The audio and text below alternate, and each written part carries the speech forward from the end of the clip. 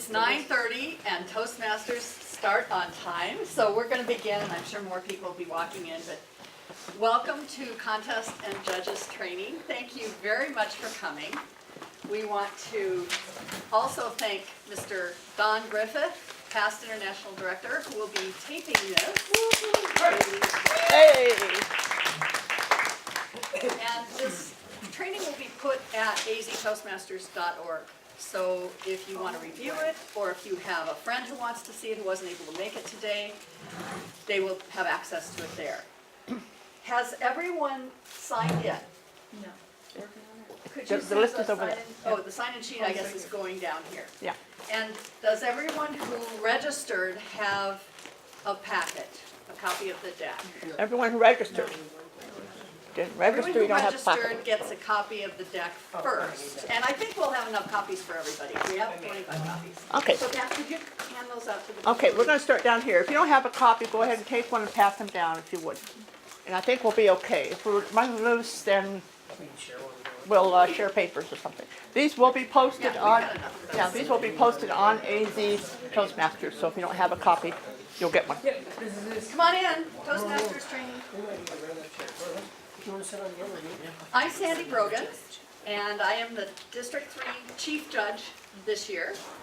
This is Kathy Smith, the District 3 Contest Manager, and she is going to take the first part of our training as Contest Chair and Manager training, and then we'll have a little break, and then we'll do Judges and Chief Judges training. And hopefully we won't take all the way till 1 o'clock, but that's what we're scheduled in this room for. Thank you. Thank you, Sandy. And you're going to forward the projector for me? I will do that. Thank you. Well, good morning, everyone. Welcome to our contest training this morning. Getting down to the exciting part, most exciting part of the year, our contest, what I call the contest season. It's going to start heating up. It's going to get busy. It's going to get frantic. It's what we live for in Toastmasters. So, purpose of a Toastmasters, a contest. Speech contests are an important part of the Toastmasters educational program. They provide an opportunity for Toastmasters to gain speaking experience, as well as an opportunity for other Toastmasters to learn by observing proficient speakers. That's what this is all about. And this is a really good way to open your contest. Yeah, I would Telling say. the audience what the purpose of contest is. Okay, participants. As they say, it takes a village, or somebody said that. Here are some of the participants. A contest chair, which as area director or assigned person, you are the contest chair. Whoops, contest manager, we're going nuts here. Contest manager. Sorry. Okay, contest manager. That's the person who, like myself, is kind of gets the nuts and bolts of the contest together. Chief judge, like Sandy, is in charge of all the judges and the judging for the contest. Contestants, because why be there if we don't have any contestants? Then the judges, a tie-breaking judge nobody knows about except for the chief judge, a very secret person. Timers are important, ballot counters, sergeants at arms, and really an important part of the Toastmasters speech contest is an audience. These could be people that you've invited, maybe other club members who don't have a particular role. Invite them to come and join in. Contest by level, contest chair by level. Your club contest is your VP of Education, area, the area director, division director, and district, the program quality director is the person who would be considered the contest chair. Building your team. You have your contest chair, your manager, and your judge. These people should already be set. At this point, you should have these people set for your contest. If you don't, that's your next most important step, is to get your contest manager and your chief judge set. If you are a contest manager and you're going to use this experience for your high performance leadership program, you need to have a committee. And you'll have a facilities committee, Those are the people who set up the tables and chairs and get the venue ready.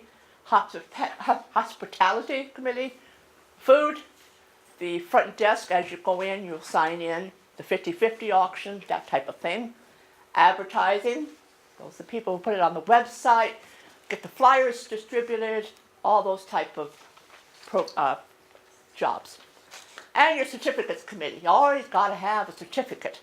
The certificates can print out all the forms for you, get them all ready, get them signed, get the people's names entered, that type of thing. So that's your team, and you'll be checking into the team regularly. Can we back up just a sec? Yeah. Does anybody plan to use their contest as their high-performance leadership project? We had a Couple question people? about it. Okay, now would be the time to ask Yeah, the would be question. Any questions? I was just wondering, can either the contest chair, contest manager, or chief judge use it as an HPO, or just the contest? Just the manager. Just the manager, okay. Right, they're the ones that were in charge of the That was committee. the question that was kind of rolling Yeah, around. Sandy. just the manager, Any other they're the ones in charge of I the didn't committee. understand the question. Only the contest manager can use that As an HPO. organizational project as an Okay. HPO. Yeah. Oh, Alright. okay. Okay? Okay, all I'm right. not gonna ask why it's done. Because they're the one leading the project and the committees and organizing the event. Oh, So it Okay. kind of fulfills the, yeah. Requirements. Yeah, so that's how that goes. Now, the contest manager, they recruit functionaries, as we mentioned earlier, and we'll go through that some more in a few moments. They get the equipment together, organize a subcommittee. Now, your subcommittee could possibly only be one person, you don't know, but you'll have to organize a subcommittee. You promote your contest, that's getting it on the website, getting flyers made to distribute at other contests to promote your contest. You get your certificates together, that's your committee, but you're in charge of this, you're making sure this gets done. But that's your committee, and your supplies, which we'll go through at a later moment, but get all your supplies together for your contest. The chief judge recruits the judges and the timers. She or he takes care of all of the briefing of the judges and the training of the judges. They oversee the ballot counting, and they report their information, provide the winner information to the contest chair, and post the results to the area director, division director, to promote on the post on the D3 website. As you go along, as each contest, area contest, division contest completes for every area and division, you'll post your results as it go along. excuse me. As a contest manager, are you in charge for food, or is that area director who will in charge for that? In charge of what here? For food, For food, that would be that would be one of your committees, your hospitality committee, and as contest manager, you're in charge of that. oh, Okay, but you have a committee. You have a hospitality committee who's getting that together for you. Okay. I got another question. Now this is a really good tracker. It can help you keep everything straight. It's not required. Please, it's not required. It is on the D3 website as a tool. When you get all of your people assigned, this is really hard to read, but you'll have the name of the person, their contact information, their email, and as things get accomplished, your committee and your chairs will be adding their information on here. This is, like I say, it's a good tool for your group to keep together, make sure everybody's on the same page. I, to be quite honest, didn't use this myself. I just used my planner, on my own planner. But this is there for you to use if you want. It's on the website. Okay. All right, so we're at the 60-day mark for most of us. Very near it. So we should have about this done or very close to being done. Okay, contest, yes. I'm sorry. This contest health tracker, where did you find that? It's on the D3 website. It's on under contest resources. Thank you. I was going to say resources. Contest resources. All this is on there. It's all. You can print it. You can print as many copies if you like. Do you have an extra handout? I sure do. Thank you. There you are. Okay. All of the resources that we go over here, most of them are on the website. So that's why we didn't print out copies for everybody, because we want to try and save as many trees as we can. We are very environmentally conscious group. So, but they are available on the website. At this point, as area director, you are the contest chair. Hopefully you have your contest manager and your chief judge set up. If you don't, I would suggest you do it as soon as possible. Keep in mind that the chief judge cannot be a member of any of the clubs in your area. They have to be totally separate. And a test speaker, or evaluation contest this year. You need a test speaker. You don't necessarily have to have them this early, but I would get them as soon as you can. The test speaker should not be a member of any of the clubs in your contest area. It could be somebody else, somebody you know in another club, somebody your division director might know, somebody you heard speak at a contest before. You thought, oh, they're good. Ask them if they can help you out. There are some people that are in great demand. Make sure you touch base with them soon. Yes, Curtis? Kathy, I forgot, do they need to meet the same requirements as for international? Do they need to finish at least 3 speeches? They have to have finished at least To be a chief- 6 to be speeches, a level test 2. speaker or a guest speaker. Yeah. Okay. The test speaker should have had that much. And I'm sorry, Most you said test contest- speakers are very accomplished. You said contest managers cannot be anybody in the club. Contest judge. Judge, okay. Judge. That's the most important Okay. part. The But chief manager judge can be in the does club, not. but the judges The have to be judges, right. separate. Chief judge cannot. Yeah. That was a change of years. Oh, Okay, so you should have hopefully selected your venue and booked it. If you have not selected your venue and booked it, I would suggest you do it as soon as possible. When you have your venue selected, send an email. You might write this down real quickly. It will be on the website. Send an email to contest@aztoastmasters.org. That is me. I will write down, for example, Tonto 1 having their contest this date. I don't really care the venue, actually, at this point.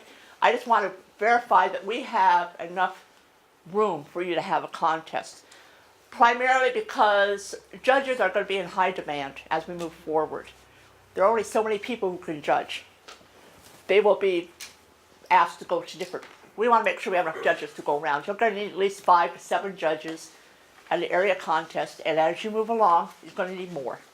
So make sure that you go there. What I will do is I'll email you back, usually within 24 hours, like all of us or like many of us. I work during the day, so don't expect it back immediately.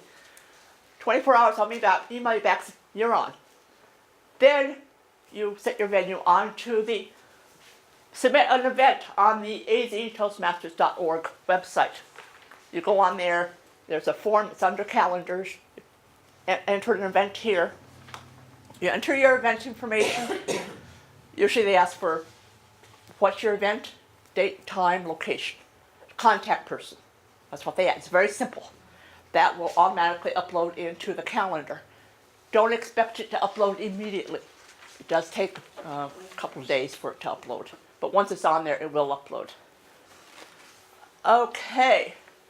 So contest chair, contest manager. Now, at this point, after you have the the chairman of the contest, has their venue selected, has their contest manager selected, has their chief judge selected, everything that's on the website.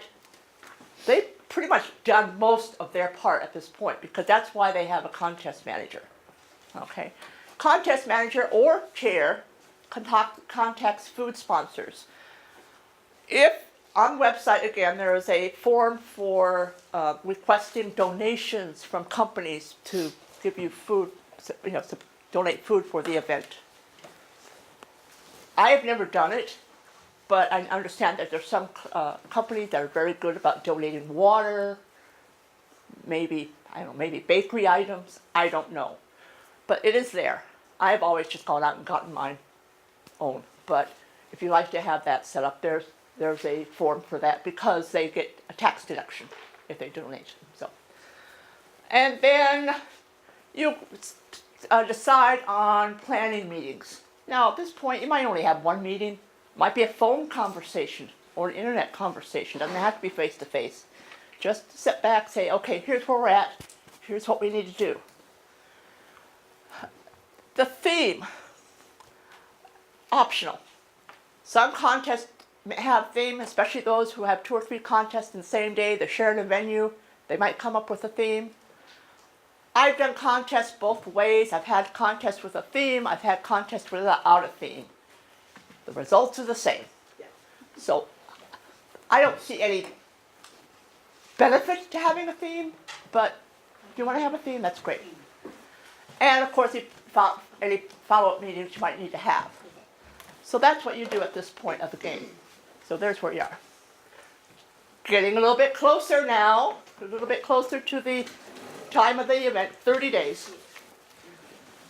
Okay, food and judges are confirmed. Everything's set at this point. Functionaries are selected. Everybody's set up for you. Functionaries, let's just stop there real quickly. People like ballot counters, like timers, like your front desk registration 50-50 auction people, sergeants at arms. These are very good opportunities for you to recruit people in your clubs to come and assist you, get them involved, because many people don't know what contests are all about. They may be brand new to Toastmasters. They may have never attended a meeting or a contest before. It's a good time to try and get them involved. Say, hey, you want to come help us out? We need a ballot counter. Simple job, not too technical, so they might need a ballot counter. That's a good place to get them. You confirm your venue. Now that doesn't mean you try and reserve your venue. You just call in, I'm saying, everything all set? We confirmed this venue a few weeks ago just to make sure everything was A-okay for the venue. So we did confirm that.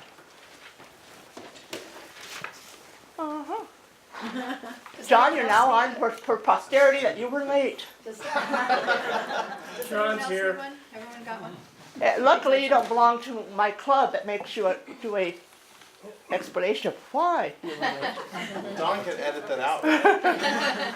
And you confirm your functionaries and judges. Okay, you just touch base with everybody. Your chief judge will generally confirm their judges. They're in charge of the judges at this point, and Sandy will get into that in much more detail. Because of everything that we're going to do for these contests, that is the really nitty-gritty. Okay, we are the fluff. The contest manager is the fluff and the icing on top of the cake. Sandy's job is the tough part. Week of contests. You print your certificates, get them all printed. You have your contestants complete their profile and eligibility form and send it to you.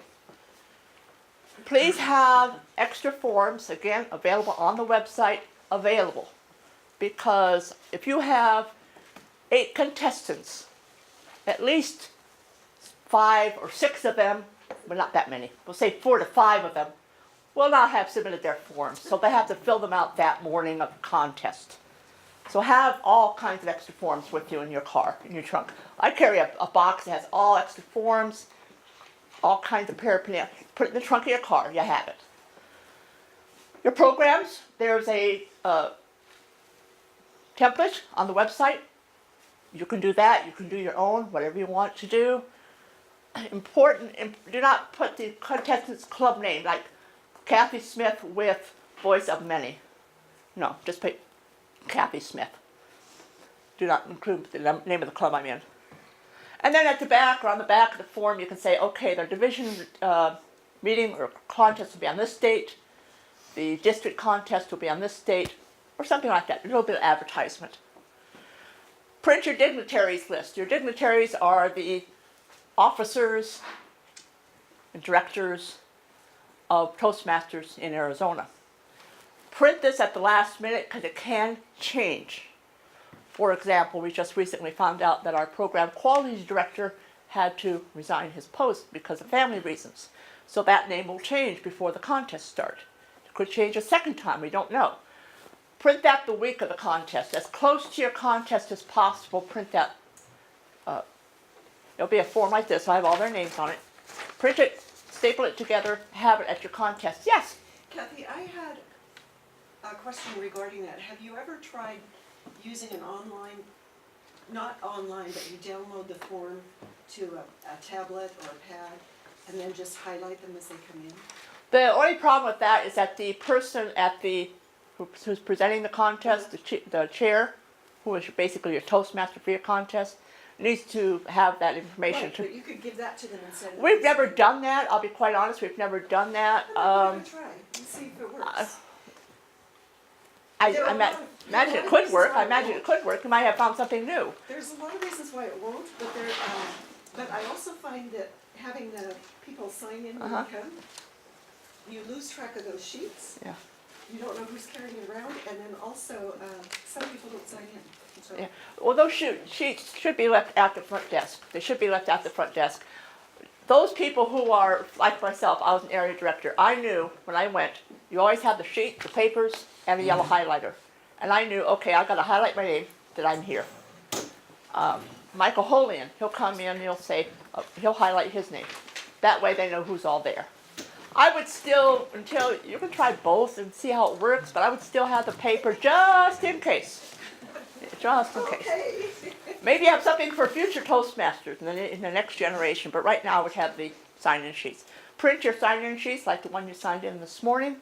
Everybody signs in. Everybody, contestants, judges, functionaries, audience, everybody signs into the sign-in sheet.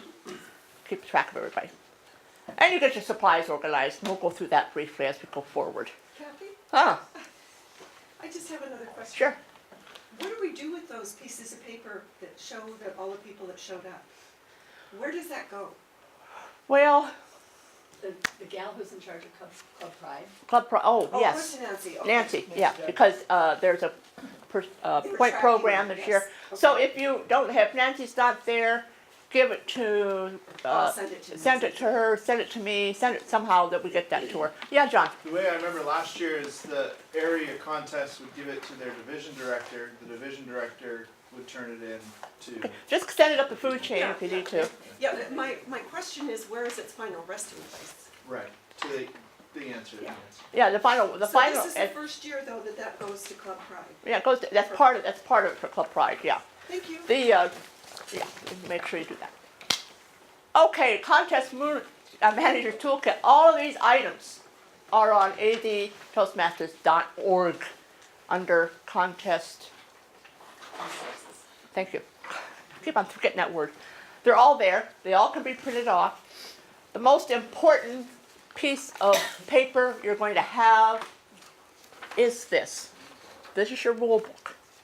Any questions that come up during your contest, you refer to this. You're going to have some very well-meaning people at your contest who think that they know the answer, and you might get different answers from different people.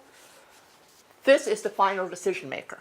Have at minimum one copy of this at your contest. Your contest manager, your contest chair, and your chief judge should all have a copy of this. It is printed off the website. You can print it now. I would suggest you print it now. It has all the information general information about the contest and specific information for international and evaluation contests. I don't want to say it's your Bible. Let's not put it that way. But for the next couple of months, this is one of the most important pieces of paper you'll have. Print it and follow it. That's the rule book. Yes. That's the rule book. Okay. You print off that one before anything else. Okay, so there's all your information, your programs, your flyers, everything's there. Okay, contest chair / manager gets these things. These are, again, pieces of paper that you'll print off. You have to have them. Your participation award for number of contestants times participation awards. If you have 20 people, you have 20 copies. Speaker's eligibility and originality form. Those have to be filled out for each person who's going to speak or each evaluator who's going to evaluate. Those have to be given to the chief judge before the contest. 2 times the number of contestants of the evaluation contest notes form. Again, even though they're just taking notes, the contestants for the evaluation contest have to take those notes on a specific form that they will fill out. Profiles, name, address, not name, address, but name, club, hobbies, they fill that out and they give that at the beginning. The contestants give that at the beginning. That's for use during the contest. And index cards. At the beginning of the contest, as contest chair, you're going to do a briefing of all the contestants. One of the first things you need to do is to have numbered index cards, 1 through however many contestants you have. They pick their speaking order. Have them write their name down. Print, please, their name down on the card. You'll probably have a runner, more than likely it's your contest manager, who'll take those cards and get them over to the contest chair, so the contest chair can Chief tell. judge. Chief judge, oh yeah, first, contest manager, chief judge, so the chief judge can let the judges know the speaking order. Quite often that holds everything up. They're waiting for that to get done. So when you get your contestants together, if you're a contest chair or a contest manager, get the contestants together for their briefing in their room. Have them do that first. The contest chair will continue with the briefing for the contestants. The contest manager normally will take those cards and run them over to the chief judge. Okay, that's so And there we if I have. could interject here, if you have any question about how to pronounce the contestant's name, if it's anything more complicated than John Smith, ask them how to pronounce their name and then write it phonetically so that you say it correctly, please. Yes, there are some advantages to having the last name of Smith, I will tell you. Although I gotta tell you, I was pronounced Smythe at one time, but that's a whole other thing. So that's okay. So here are some last minute, kind of repetitious a little bit, but it's timers. You have to have 2 timers per contest. They can do both contests. They can do evaluation and international. 3 ballot counters per contest. Sergeant at Arms, you need 1 for each door. You're not locking people in, you're not locking people out, but they have to be there to take care of the doors at the contest, not let anybody in while somebody's speaking. You also have to have a Sergeant at Arms who escorts the evaluation contestants. And that will, I'm sure, will be going over more when Sandy gives her judges information. Refreshment, pledge and invocation. The pledge is not a requirement, I don't think, at every contest, although it's kind of it's always done. But make sure you have a flag, even if you have to bring a little flag with you. But it's not required. I've done contests that didn't do it. So it's more of a thing that's always been done. You might ask someone, maybe a Toastmaster who's been a Toastmaster for a few years, if they would like to lead the pledge and the invocation. I know last year I attended one division contest where Holly Adams was the person who led the pledge and invocation. If you don't know Holly Adams, you're missing a really cool lady, but you'll get to know her. Okay, did we change page? Okay. Did? Yeah. Okay. Sorry. Okay. Back the other way. One more. Okay, here we go. Refreshments committee. I'm going to just say briefly about the refreshments committee. Please, please don't get too involved in how much food you have at the event. Now, I've been to events where they've had just water, maybe a little bit of cookie or something like that. Okay. I've been at the buffet. I am the first in line at the buffet. But please remember that the food is not the reason the people are there. They're there for the contest. Don't try and outdo each other on food. I've been to some of those contests and the food was like wild. It was great. Like I said, I was the first in line. But be a little bit careful, especially keep in mind the contest chair or contest manager or maybe a group of people, you're paying for it. You're not getting reimbursed for it unless you have a 50-50 auction, and then, be quite honest, you're not going to get your money back. I was the contest manager for a division contest last year. I honestly spent at least $150 for food and coffee and water.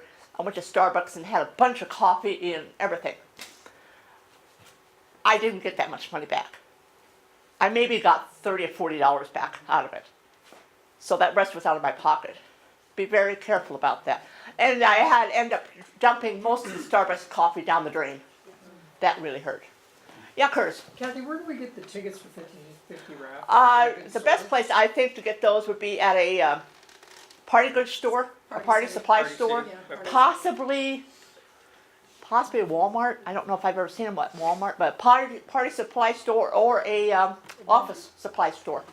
Okay. Yeah, Very yeah. good. John. And because they come in such big rolls, I'd recommend sharing. Oh yeah, definitely share it. If you are, if you have a Use roll for of, like all three areas. yeah, just You have some? share them together. Oops, I just hit Okay. them. Share them with each other. Okay. And then you'll need, don't forget a little box to put the tickets in, because I forgot one time, so we used I think it was a shoe box. So just have some box to put the forms in. A registrar, okay, and then that's one of the people, usually it's somebody that sets up with the registration person. They're the ones who conduct the 50-50 raffle. What they'll do is they'll have their tickets and they'll wave them, and they'll say 50-50 raffle. Throughout the contest, you'll hear how much money do we have.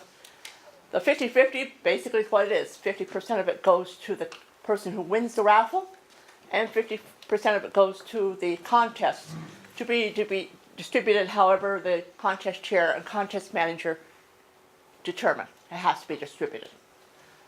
A photographer. Don't get a special photographer. We all have phones now. Use the phone. You might have somebody from your club say, hey, you know, I'll come and I'll take pictures of everybody. Fantastic, that's great. Same with the timers. They're sitting on the list of supplies, they have stopwatches. We know that list was made a long time ago if it's stopwatches. Charge up your phones. Have a couple of phones ready. Awards and Certificate Committee. This is one of your committees. All these forms are on the website. They can print them off and get them ready for you. Facilities Committee. They set up the room and the tables and they clean up. Now the cleanup afterwards is everybody, all of the people who are part of your team. Don't let your team take off unless they help you clean up. Everybody likes to come to the party. Nobody likes to clean up afterwards. Please remember to leave the facility in as good, if not better, condition than you found it. Yeah, it's Curtis. If you are meeting, if your contest is at Copper Point, Betty Booth asked that we please don't put anything on the walls. Don't stick anything. I know there'll be people with advertisements or theme and related stuff. Right. Don't tape anything to the walls because it damages the wall. Right. Please, yes, please very, very careful about how you treat these venues. Most of these places, like Copper Point, are letting us do it for free in their venue. Copper Point is a wonderful facility. We don't want to lose it. I could move in there. It's really a nice facility, but please be very conscious. Treat it as your home, okay? Be very careful about that. Okay, confirm with your division director for yellow Toastmaster signs to put out on the street to direct people. It might not get there, you might not have one. So in case you don't have one, you might want to do something like a little sign with some balloons or something. Especially if they're going to an area they're not familiar with. If you tell them to come to Pyle Center or come to Copper Point, people know where you're talking about.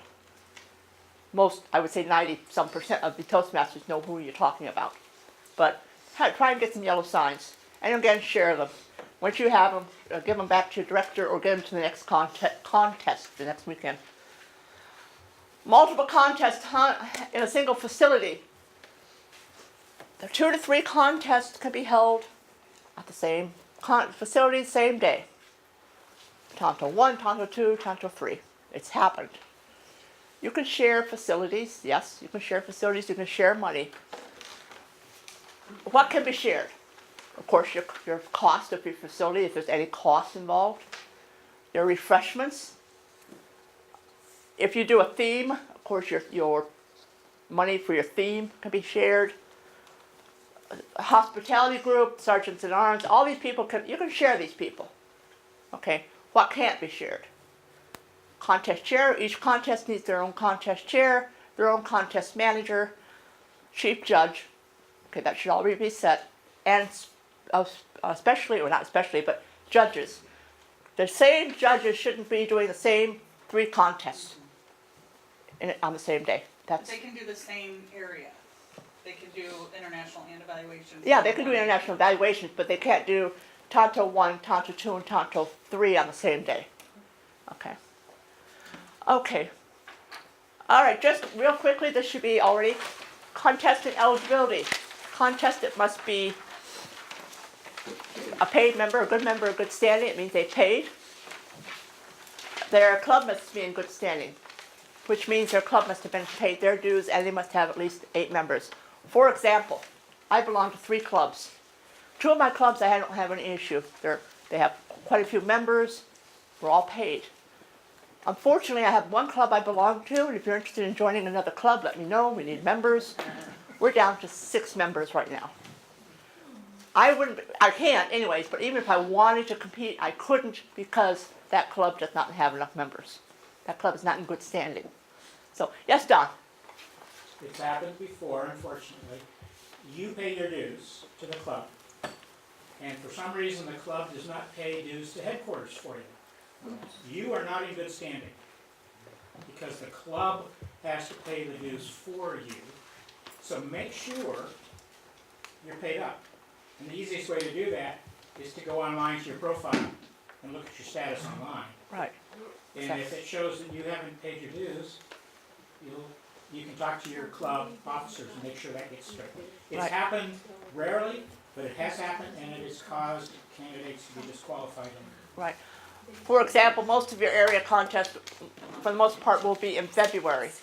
As we all know, end of March dues are due. So if you win your contest in February for area, then you go to division in March, and you've won your hey, you're going to the big one. You're going to district. If your club doesn't pay your dues by the end of March, you're not going to district. You might show up for the party, but unfortunately, you won't be able to play. Okay?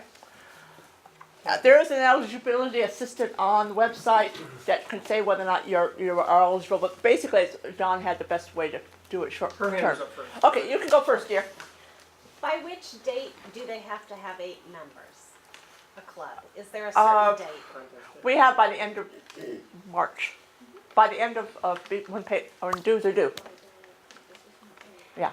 If a club has 7 members currently and they anticipate having 2 more, can they not participate in the area contest because they have 7 the date of the So participating, having 2 more is Well, touchy. it's the status as of today, Yeah, and that depends on the dues that were paid in September.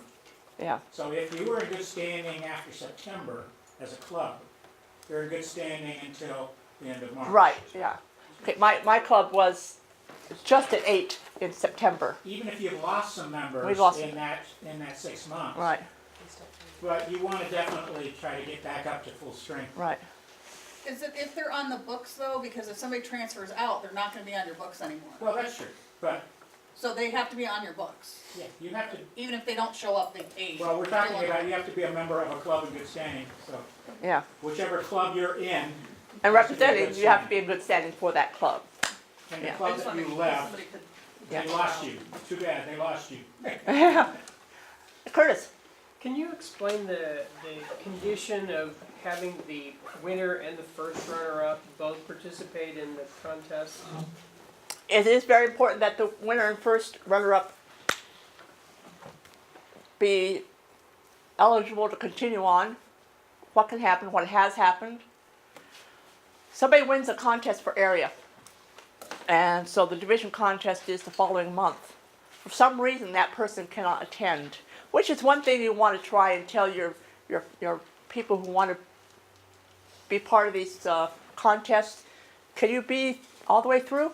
Are you pretty sure you're going to be there until the end of May 17th when our contest is at the party, at conference? If they say, well, I don't know if I can or not. Well, the second place person who's in second place will take their place, and they should show up at the contest. They should be, if you have a first and second in area, first and second should be planned to be at division, just in case the first doesn't get there. Now, if the first calls the area director, says, hey, I can't make it this weekend, I'm stuck. And try and give people advance notice if you're going to be stuck, because the division or the contest manager will go to the second place person and say, hey, so-and-so can't be there, can't be at the contest, please plan on attending. and that person will represent the club. Can you explain the condition where where a club sends both the winner and the runner-up? Yeah, Into I'd be area? happy to do that. Right. Okay. If an area has 4 or fewer clubs in good standing at the time of their area contest, their clubs may send both the winner and the alternate. If a division has 4 areas or fewer in good standing, they can send both the winner and the alternate to the division contest. Hopefully it won't happen at district. Hopefully it doesn't. John? And if one of those 2 people can't show up, can the alternate third place Yes. person? Yeah. In other words, you can send 2 representatives to the next level Right. if the area qualifies. Yeah, be sure and stay in contact with those people who win the contest and the alternates to say, hey guys, everything okay? Make sure they let you know too, if anything's happening. If you're an area director trying to organize your contest, check in with your division director to see what that status is for your area. Did you have a question? And by the way, it is the responsibility of the contest chair to confirm eligibility of contestants. Yeah. Curtis? What is the condition where in an area would not be in good standing? Well, I would imagine they if any of your clubs, if you have 2 or more clubs in good standing, your area is in good standing. If you have a club that's not in good standing, it wouldn't invalidate your area. Right, well, maybe it's just the number that's important there. Maybe I it's think the it is. number. yeah, It's just the number, and the idea, of course, is they want more people to have the opportunity for this learning event. Right. Giving a contest speech is a growth and development activity for Toastmasters. And if, the other way to look at it is if you go to an area contest, and the rules are you can only send 1, you have a very small contest, very short and sweet, and sometimes clubs don't send, and it gets even smaller. John can attest to this, he had a contest where 1 club went to the area. 1 club. And they had the contest, and guess what? he won. They won! Congratulations! And you still have to have the contest. Even if there's 1, you still got to go through it. Well, you laugh, but they have to meet the timing requirement. Yeah. They disqualified. Okay, and just for international speech contest, this is they have to have completed in the legacy program 6 speeches in the pathways, level 2 in pathways. Completed? Yeah. Yes, and quick comment on Curtis's question of earlier, it's not a contestant eligibility, but the test speaker. It is required to be a member in good standing of a club in good standing, but I can't find anything in the rule book that says that they have to have completed 6 speeches or be a level 2 pathway. Just Okay, a member in good. good standing. Yes, Just and good. it's strongly Broadens how many recommended. people we can draw on. Right, it's strongly recommended but not required that they not be in any clubs in the area. Okay. Yeah, that's good. Okay. All right, where are we at next page? Just to clarify that international about the level 2, Uh-huh. is that for the evaluation contest as That's well? for international. International, so evaluation doesn't have any limitation. Evaluation does not. They just have to be a member in good standing of Good, club. okay. Okay, timed agenda. This is a form that you will print off of your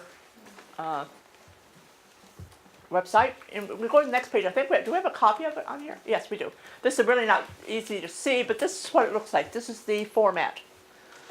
And you have, I don't know how long your contest is. Generally, they're about 2 hours, maybe 2.5 hours. One part of Toastmasters is to have timely meetings, start on time, end on time.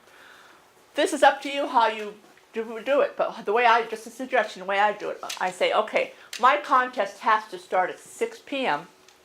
and I have to be done by 8:30. Those are the 2 have-to times. And these to have your start and your end time, then you start putting things in. How many contestants do you have will determine how much time you have, because everybody gets the same amount of time. Everybody gets the 5 to 7 minutes for the international contest. How many contestants you have is your next big thing. And then you can start saying, okay, for my meeting starts at 6, half hour before, we'll open up a registration. So that'd be 5:30.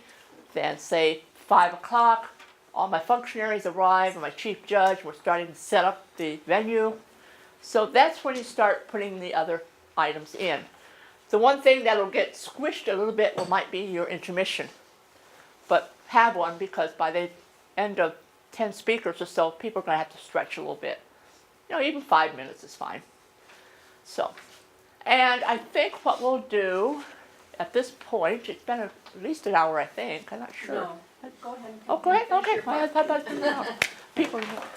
Contestants briefing. This is the responsibility of the contest chair.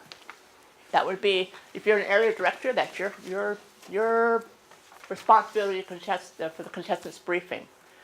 Approximately 30 minutes before the contest, you'll get all your contestants together. Hopefully everybody's there. Bring everybody into the room, into a room, an area as private as possible. That's one thing I should have mentioned about your venue. You really need to have 2 rooms. One for the contest itself, and one for where you can do all these briefings, because they should be in separate areas.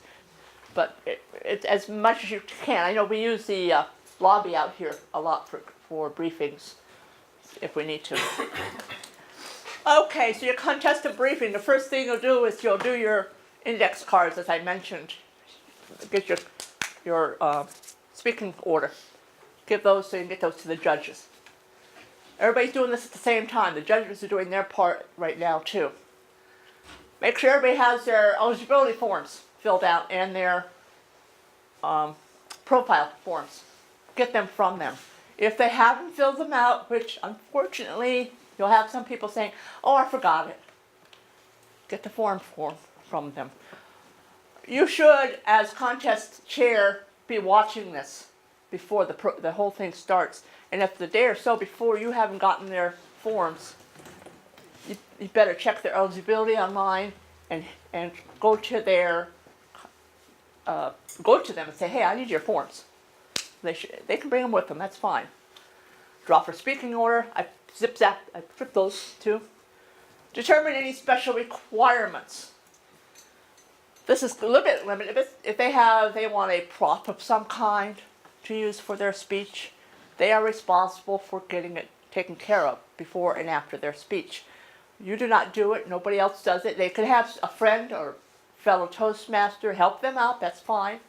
But they're responsible for moving their prop on and off the speaking area during that 1 minute of silence between speakers. Okay? Define speaking area. At the beginning of the concert, you're in the room, you say, okay, the speaking area is going to be from here to here. This will be your speaking area. If you go that far away, you're out of the speaking area. Stay up in the speaking area as much as you can. Videotaping. Everyone in the contest, all the contestants must agree that it's okay for someone to videotape their speech.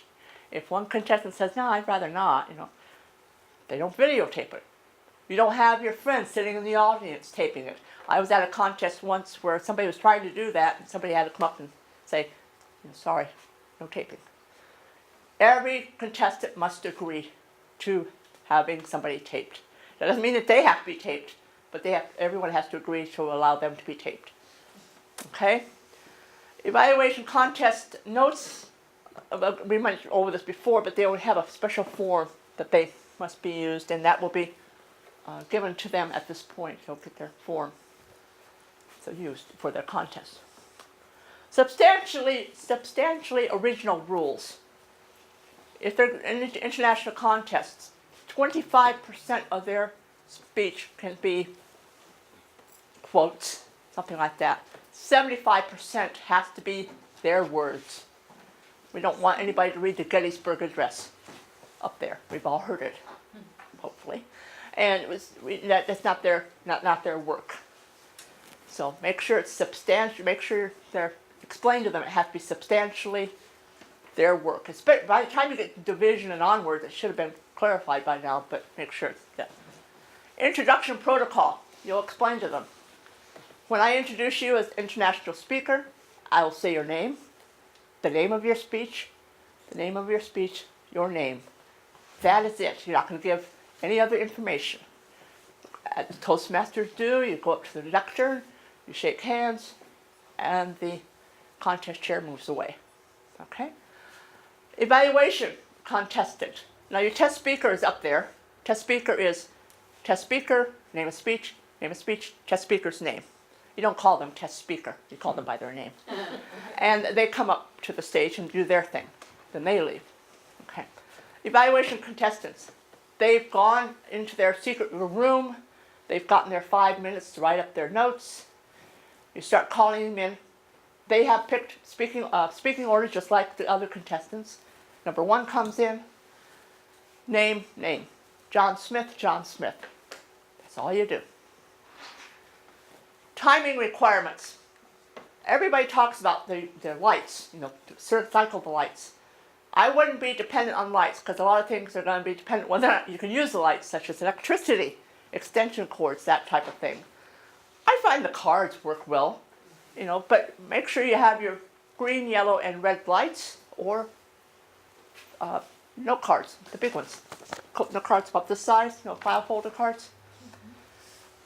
You explain to them when it starts, when the timing starts, and when it stops. It starts when they present themselves to the audience. Okay? If they sit there and stand there for 40 seconds, it starts clicking off already. If you present yourself to the audience, that's when your timing starts. Point of order, Yeah. technically it's the first interaction with the audience. Well, first interaction, either yeah. Verbal or nonverbal. Verbal or nonverbal. So if you,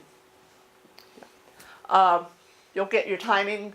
International contest is 5 to 7, so you'll get your green at 5, your yellow at 6, and your red at 7. The red, if I'm correct, remains up until they're done. There's no, hey, we've gone over your 30 seconds, we're going to clap you down. Nothing like that. Just leave them alone and let them do their thing. The timers are take care of that. Okay? And minimum and maximum time allowances, 5, 6, 7. And Are there protests. any grace period, like I'm sorry? grace period, like if they reach 7:45 7. or 7:30? Like 30 before, 30 after. Yes, there's a 30-second 30. grace period either side of international and evaluation. Evaluation is 2 to 3. Oh, okay. Yeah, Kurt. For the evaluation speaker, is that 5 to 7, or is there any kind of restrictions on their timeline? Evaluation is 2 to 3. No, not test the evaluation. Oh, the test speaker, I'm sorry. test Yes, speaker. it's 5 to 7. 5 to 7, okay. Yeah. And they get the same cards as everybody else does. Yeah. Okay. This is, I'm going to go through these quickly. This is going to be posted online. Our information's being recorded, but this is pretty much understandable. You welcome everybody. You do your pledge of allegiance, your inspirational minute, or if you want one, if you have one. Dignitary introductions. Very simple. You'll have your list. Read left to right. For example, District Director, Distinguished Toastmaster, Michael Holian. He's always the first one to be introduced. If he's there. He will have highlighted his name if he's there. If they do not highlight the names, you do not mention them because you'll go through that list forever. That would be the extent of your contest. If they have highlighted their name, you introduce them. Okay? There'll be people who for example, past International Governor, Distinguished Toastmaster, Mr. Don Griffith. He'll be introduced. Everybody will clap, that type of thing. They better. Yeah, better. Then at the end, when you're done introducing everybody who's been highlighted, you'll say, did I miss anybody? Has anybody been missed? And by the time you've done this a few times, you'll be able to look out and say, oh, there's Holly Adams sitting over there. Her name's not highlighted. Make sure you go back and introduce her. Okay, you can highlight yourself if you want to. If you look over and say, so-and-so's there, and they didn't highlight the name. Most people who have done this on that list have done this several times. They know what they have to do. They're supposed to do. It'll be highlighted. Very seldom it won't be. Speaking order at the beginning of the contest. For example, we'll be doing our international contest. Our speaking order is first speaker, name, second speaker, name. Give everybody time to note it down if they want. They don't have to, but people might want to note it down who's speaking when. Could you back up and cover the second half of that first bullet point, please? Read sign-in sheet left to right. Did I miss anybody? The dignitary is a contestant. Speaking. If a dignitary is a contestant, Oh, make okay. sure that you don't Exactly. If, say for example, Dawn. Don.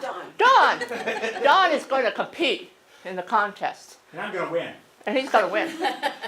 Going all the way, baby. You would not. You would not. You would not. Oh dear. You would not introduce him at the beginning as distinguished, as a introductory as a dignitary, because that can give it would, but it can give the wrong impression. So at the end, when you're doing your interview, at the end of the speech, say, "May I introduce past international governor, distinguished Toastmaster, Mr. Don Griffith." That's when you do it at the end. By the way, I don't wanna be a past international governor. Oh, The international letters governor. don't really sound very good. It's International. Well, you were very international or whatever. I've heard the story.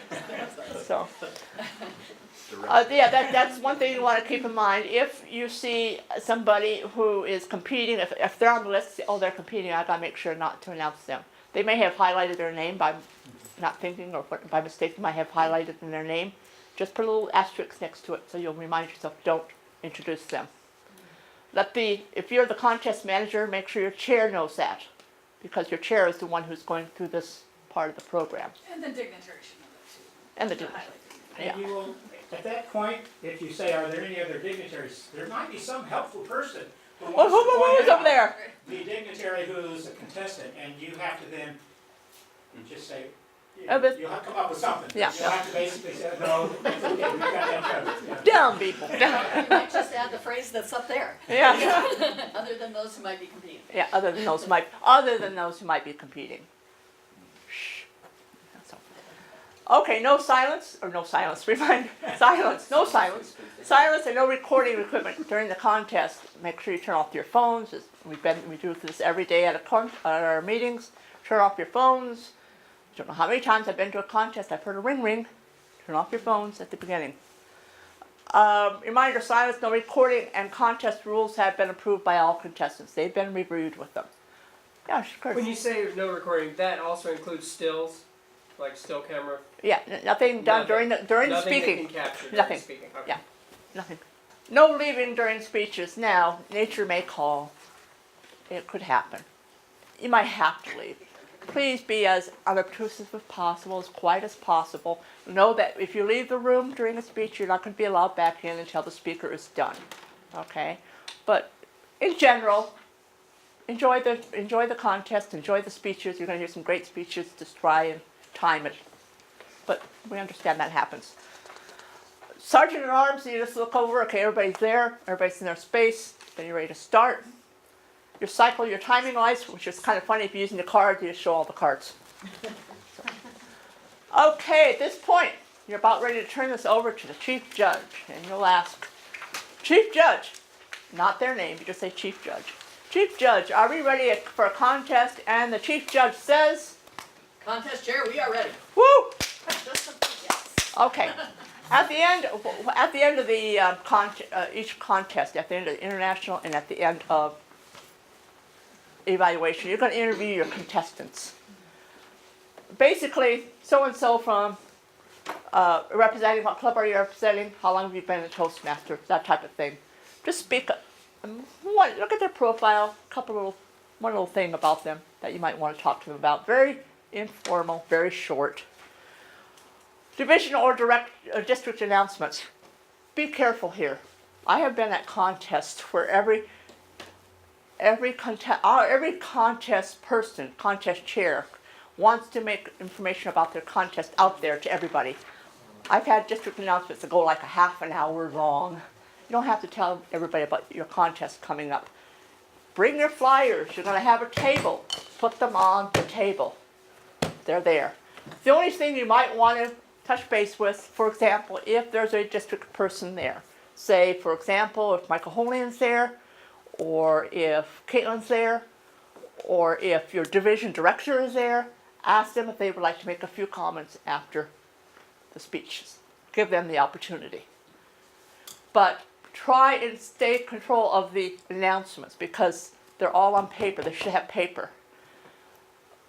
This, like I said, I've had them go like half hour and people are waiting. You know, the contest results are there. So try and keep control of that. Kathy? Yeah. One thought I had about keeping control of that is a subtle but interesting way to manage it. Rather than ask, Sandy, do you have anything to add? That sort of opens it up to the audience. So check with that person ahead. And as the person up there saying, here are my announcements, and Sandy has an announcement as well. And then we'll go to the winners. You can do that, but if you do that for one area directory, everybody's going to want to. No, I meant as the, okay, I'm sorry, I meant as the Michael Holding. At Michael Holding, yeah, you ask Michael before, hey, Michael, do you want Beforehand, rather than mention it, Michael, do you have something to say? Yeah, and most of the time he'll want to say something. Right, it's just about the dynamics. Right, and then once Michael has spoken, you just continue Yes, on with the just continue contest. on, yeah. Yeah, Curtis. Actually, I'll wait until the judges portion to ask my question. Good, thank you. Okay, okay, yeah, John. I liked her suggestion and would add to it also asking them, how long are you going to go, and agree upon it? Because they should be concise and should plan. Oh, they are, but they say, give me 2 minutes. So Most of them say, give me that's a 2 great- minutes, and I they'll found even that say to be time, helpful. some of them will say time me if you want, so, yeah. Since you have 2 timers, is there a head timer or do they sit next to each other? Because you only want one. Some set of them, what some will lights. do, some will be you watching the clock, taking care of the clock, and the other one will write down the information. Working Some of them, time, both then of them you will have one watch it. set of What I've lights. done before, when I was a timer before, both of us had we tested our phones before, and we were on the same time, so we both turned them on, and we both turned them off, you know, the stopwatches, and we looked at, yeah, okay, and then they wrote it down. Yeah. And since we've already covered the timing portion of my portion, I'll just mention one more thing, and that is you only time to the 10th of a second. Don't go hundredths. Don't I couldn't read 100. Okay, at the end of the contest, we're coming to the contest chair portion, contest manager portion of the evening. You're going to introduce your winners. Okay, and the winner is, if there are 3 or more contestants, new, okay? It Third used to be place first. 5. Now it's 3. Oh. Third place, alternate winner. And remind alternate and winner, well, that's at the end. Evaluation, third place, second place, first place. You always go from the third to the first. So even If- if there's 3 contestants, you still go third alternate winner? If there's only 2 contestants, you get the winner first. I would imagine the person who's the other person knows that they came in second. Well, no, but that's what I'm wondering about the 3 people, because then, once you say third and then alternate, obviously the winner would know who they are. Yeah, yeah. Yeah, the winner would know. I was just going to say, I'm trying to find the rules. That's a really good point. Yes, if we're doing 2, you're saying the winner first, so. And the winner is, and you say another name, they go, what happened? All of these, I'm not going to read it, all of these are all on the website. All these agendas, these are all branded material on the website. It's what they want you to use. Don't come up with your own little forms. You should use the Toastmaster branded forms for your presentation. And now we're going to take, next page please, a short break. Get some air, get some circulation going, go into the restroom, there's food over there. And when we come back, Sandy will be giving her information about judging.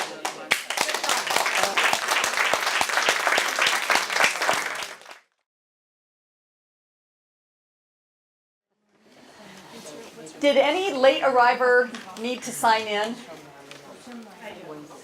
Kathy, both this gal and then one back in the corner with the blue headband. Oh, and both gentlemen standing up. Great, thank you. This may be a silly question, but has anyone in the room not been to a contest? Okay? Well, you're going to get your fill of them, I'm sure. It is a fun season.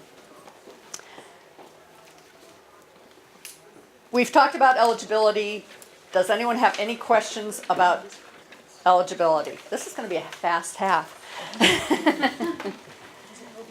Reiterating, contestants may not act as a voting judge, tiebreaker, or chief judge at any level of contest. Not only in the one they're competing in, but the other one too. That's just a best practice.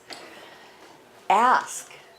Make sure that when you're briefing the judges, you confirm that no one's competing this season in the contests. Yes? On the contestants not acting as judges, what if they were in the contest but were eliminated? Would they then go forward and act in their capacities if they've already been?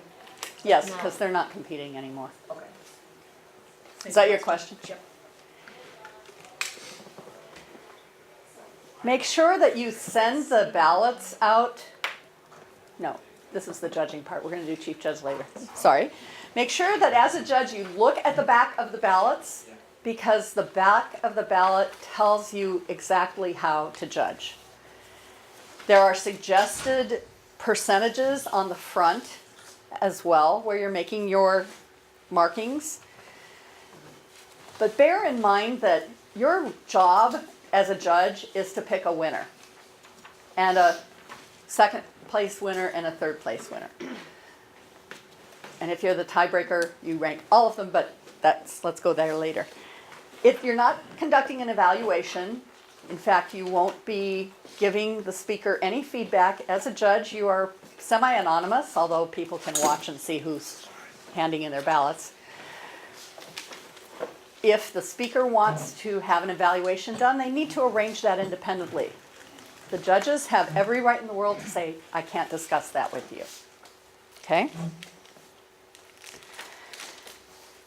Now, when you attend the briefing prior to the contest, as a judge, you'll be given an envelope and a ballot for each contest, in this case, international and evaluation. You'll be asked to sign and print your name, which if you've never been a judge before and you're thinking, gosh, I don't want to tell them who I am, I'm judging, right? You've got to sign the ballot or it doesn't count when we're counting them. During the contest, you pick a winner and the runner-up and the third place contestant. Mentions the tiebreaker judge, scoring all contestants.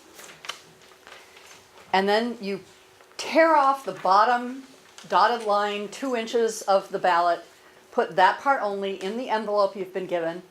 Don't seal the envelope. We can use it again and it makes the ballot counting faster.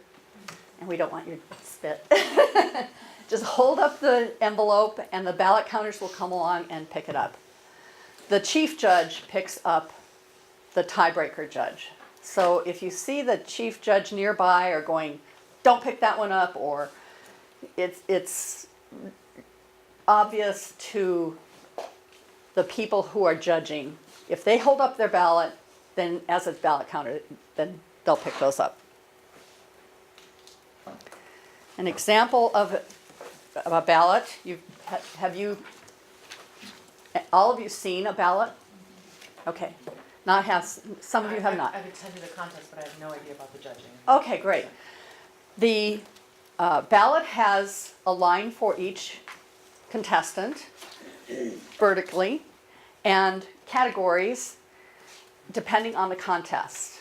And those categories are described on the back of the ballot. Those ballots are available at aztoastmasters.org. You'll want to take a look at the evaluation and the international ballots. And there are a number of different ways of judging, and we'll cover that actually in the next slide. You can use whatever method you want. You can make notes. You can use a plus or minus system. There is actually a numeric value on the ballot itself that's kind of a suggestion for how much to rate each category. But you don't have to use that. A lot of people start from a score of 100, and then if somebody does something really well, they'll put a +1. Or if they made a grammatic error, they'll put -1. If you do that, you're dealing with 1s, 2s, and 3s instead of 97s, 98s, and 99s. So that's gets easier when you're adding up your score. The middleman is one where you actually start everyone at 50% and then you can add or subtract depending on if they do something well or not well. The bottom of the barrel, I guess, is actually starting everyone at 0 and then plus or minus. The key thing is to be consistent. You have to use your own personal same voting method for all contestants. And you have to judge all contestants. Curtis. And whatever you do, don't do what I did with my first contest.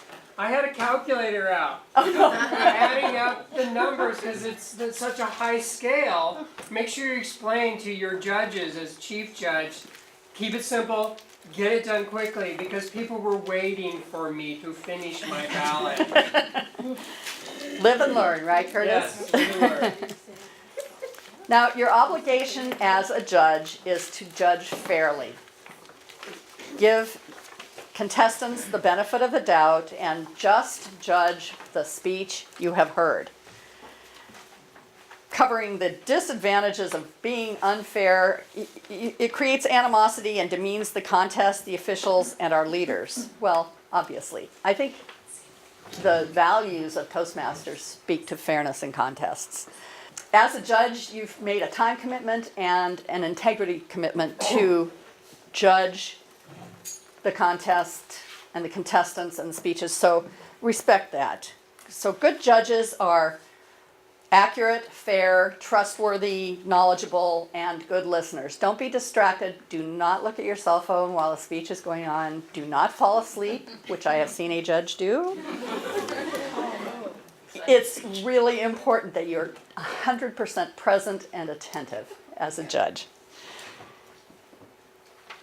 Confidential, you don't provide feedback, you don't discuss your own results, and you dispose of the top portion of your ballot away from the venue.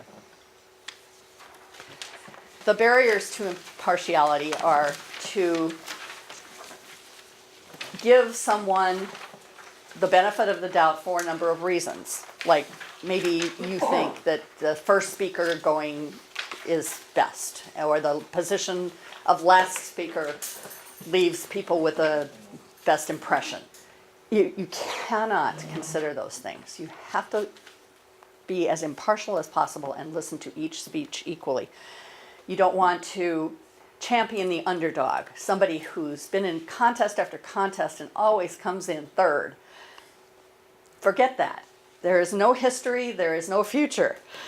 You don't want to give someone a benefit because of what they call the halo effect. Oh, he's been in so many contests and he's done so well, and you know, his speech wasn't the greatest, but he deserves to win finally. Well, no, his speech wasn't the greatest, he does not win. And the reverse halo effect too can be, oh, you know, he's so good, but it's really, you know, time to give somebody else a chance. Or I don't know what that thinking is, but you don't want to judge anyone on the basis of improvement. Oh, you know, I've seen him in a different contest and he was terrible, and now look how much better he is. He may not have given the best speech today, but he's so much better. You don't want to give someone a benefit because you think they'll do better at the next contest.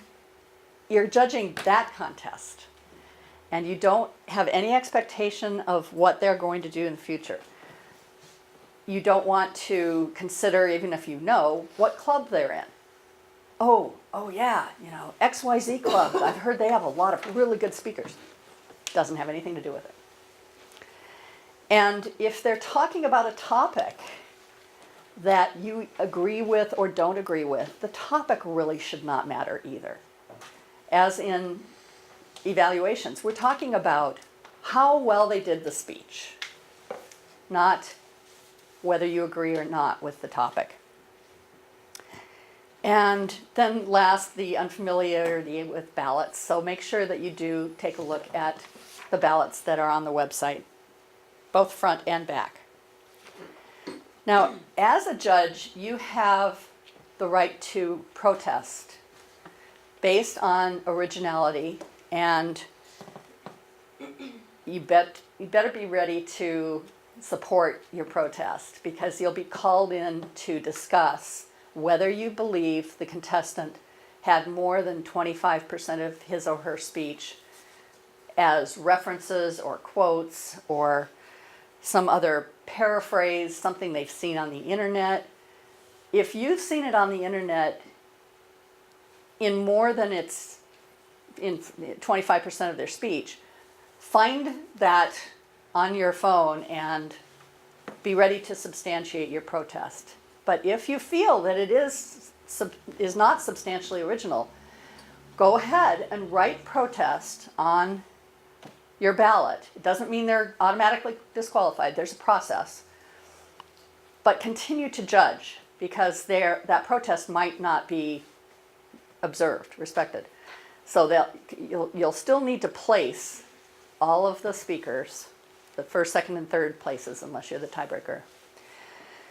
And both judges and contestants can protest. Voting judges. Now, Chief Judge carries a few additional responsibilities. First of all, one of the main responsibilities is to recruit judges, but they can also ask the contest chair to help them. Sometimes when you're looking for judges, you run into people who are in the same club with others, but they'll offer to be a functionary, and that help you. So you help each other. You help the contest chair find functionaries. They help you find judges. The numbers you need are 5 at club and area level, and 7 at division and district. Sandy, can I Yes. just add something real quick? Yes, about the Tina. judging? Just also to make sure that they don't protest the time, because that's what the timers are for. Good So Good that point. they Judges should pay no attention at all to the time. That's a separate criteria. Sandy, Yes, Don? when you say don't pay attention to the time, that means don't mark them down on your form because you know they went long. Let's say, judge the speech you saw. The time is immaterial to your analysis and your judging of the content and the presentation. Just like with the protest, if you're protesting a speaker, don't mark them last because you believe they're not original. Evaluate the speech or judge the speech. It's Right. hard sometimes Right, to be really objective in those situations. right. Good point. It's a tough job being an impartial judge. It is, Oh, but it's a excuse me. responsibility that's So important. suppose they're a good speaker, but they overtime, can they be qualified or disqualified? We'll get to that in Oh. just a minute. It's important, though, as a judge, to try not to even look at the timing lights.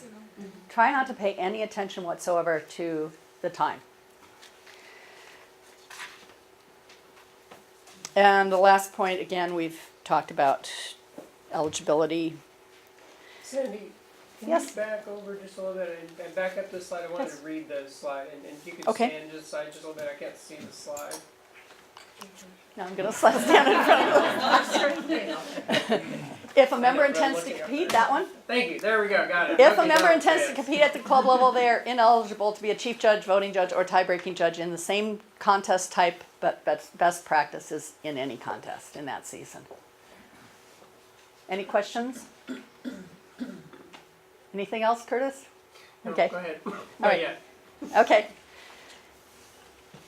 Now, when you're recruiting your judges, you need to make sure that they've been that they are a member in good standing of a club in good standing, and have been a member for 6 months or more, and have completed at least 6 speeches in the Competent Communicator Manual, and at least 2 levels in Pathways, or not and. Sorry. Any questions about that? I do have a question on that. The online form where you can check eligibility, Yes, can you check judge eligibility in that same tool? I believe you can. Okay, I've never used it, so. Is it available to anybody or just to? It is, and the exact thing of what it's called is later. Yes, Jean. So what happens if you've got someone who's a combination, they've done like 3 speeches in their competent communicator and they've completed level 1? If they've done 6 speeches, are they okay? No, Or they can they have to have level 2 or 6? yes, the latter. Either 6 speeches in the competent communicator manual or level 2 in pathways. No combination. No combination. And That's, the reason for that, Yeah. Go ahead. that's not I fair. could just, if I could add, the reason for that is because Pathways doesn't translate, it doesn't merge together. Once you start on Pathways, it's a new start. Right. So that's why it's separate, even though they've done the 6 speeches. So even though you're still in legacy, they still have to do 2 level 2? no, if you've done 6 speeches in your competent communicator manual, that satisfies the requirement. Oh, okay, that's good enough. Yes, On the length of time that they've been the 6 months, what if there's somebody that is a member 6 months of the year but have been a Toastmaster for 12 years? Because I know there are some areas where we have a lot of snowbirds that they join Toastmasters when they're in the area for the several months, and then they don't when they go back home because they've got the family, and then they come back and rejoin. that's a good question. I think I may have to call Toastmasters International about that one. 'Cause From snowbird overall, country? I've got people that have got years of experience. but Right. The last time they've been in places like 4 months. Right, and it doesn't say the last 6 months, the most recent 6 months. So it's always the best practice to call Toastmasters International when in doubt. So I will get back with you all about that. Sheree? My question's for club contests. Is it acceptable to have 1 or 2 members act as judges with outsiders as well? Or should we stay completely away from members? Oh gosh, if you had to stay away from members, most clubs wouldn't have contests. At the club level, it's a lot more flexible. If you can get people from outside who are Toastmasters to judge, fabulous. It's recommended that you have 5 at the club level or more, but not even required there. It says if possible. But the chief judge cannot be a member of the club. No, that's. At the not club true. level, they can. Okay. Again, club level, you're very flexible, but the only thing you can't skip at the club level is disqualification for time. You've gotta time them. Right. However, a caveat on that is that if you only have 1 contestant, then you're, at the club level, you can, I think do they call it elect or forward, or you can choose to have that contestant participate in the area contest. And then give their speech, and if they go over, it doesn't matter. If you don't do the assignment of putting the member contestant to the area level first, and you have a contest and they go over, they're disqualified. So make sure you assign them to go forward before they practice for you. Jean? You know, last year with our club, we had no idea how to do a contest, so we just nominated somebody and sent them. That's fine. So really, You can pretty much do anything you want. If you hold a contest though, you need to follow the rule Right. book. But if you don't decide you're not gonna do a club you can still send somebody. Of course. In fact, a lot of clubs do that. Now, they still have to meet the other qualifications. Right. The service requirements and so forth. Right. Any other questions? Yes? So I'm planning on participating in my club's evaluation contest, so I'm automatically out from being a judge in anything else until after that contest. right? Yes. Yes. You're not an area director. No.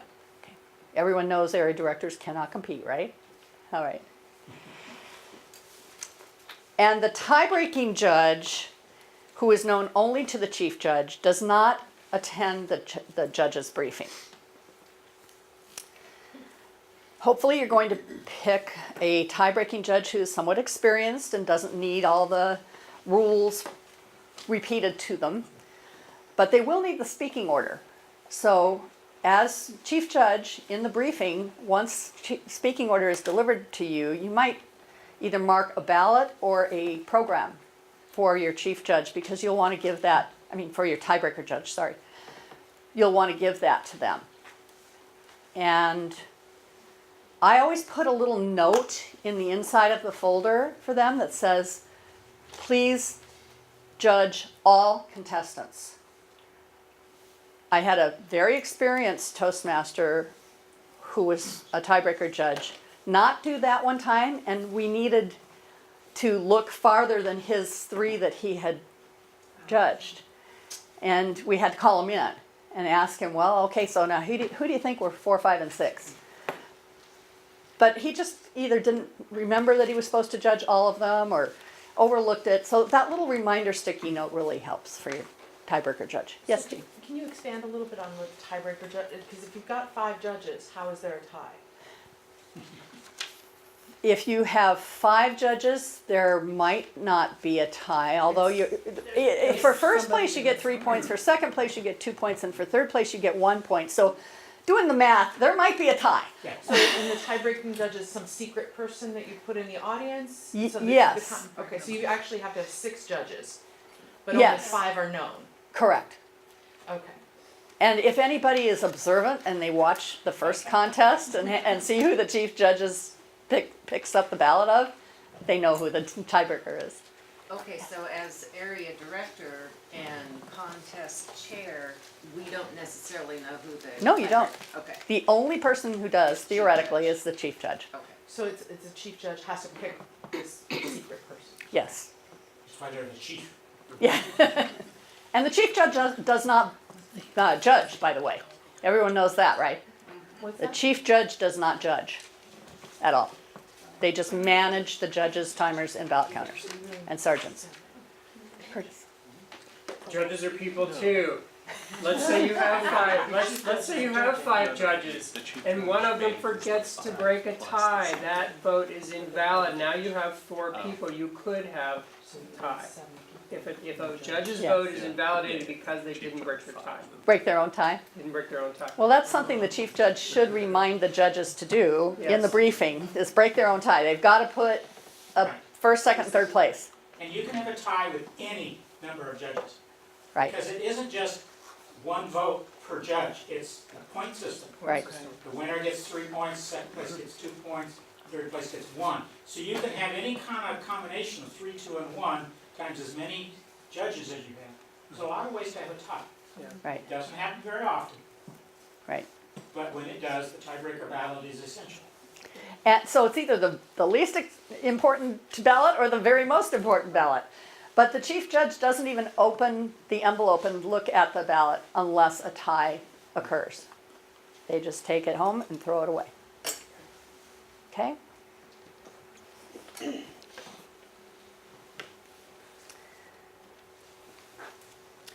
We've talked about the 2 timers, 3 ballot counters, sergeants, one for each door.